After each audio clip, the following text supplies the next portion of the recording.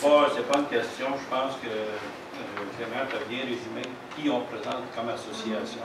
Alors, les 5 associations, ça représente au-delà de 2000 producteurs au Québec.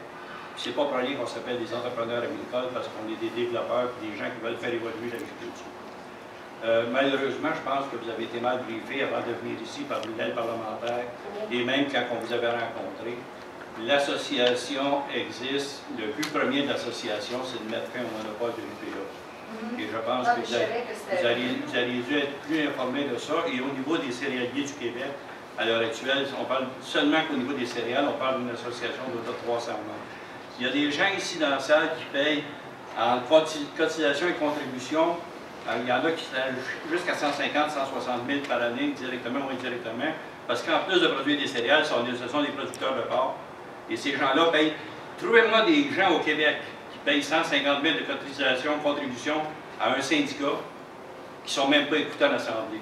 La plupart des gens que vous voyez ici ont été impliqués dans leur syndicat local, que ce soit de base, que ce soit au niveau des fédérations spécialisées.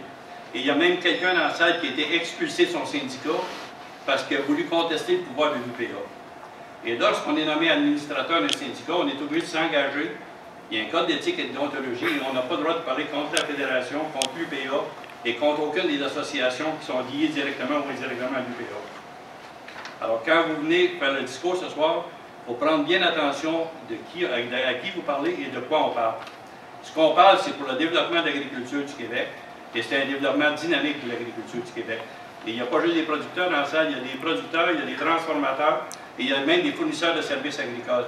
Alors, c'est important de relativiser le débat et de bien faire comprendre à votre chef. Tantôt, je reviendrai dans mon discours qu'on n'est pas une minorité invisible.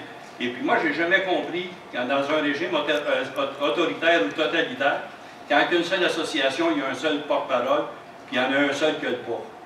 Ça, on appelle ça une armée ou on appelle ça un régime à la soviétique ou à la chinoise. Mais quand on est dans un pays démocratique comme le Canada, dans une province démocratique comme le Québec, on a le droit normalement d'être entendu.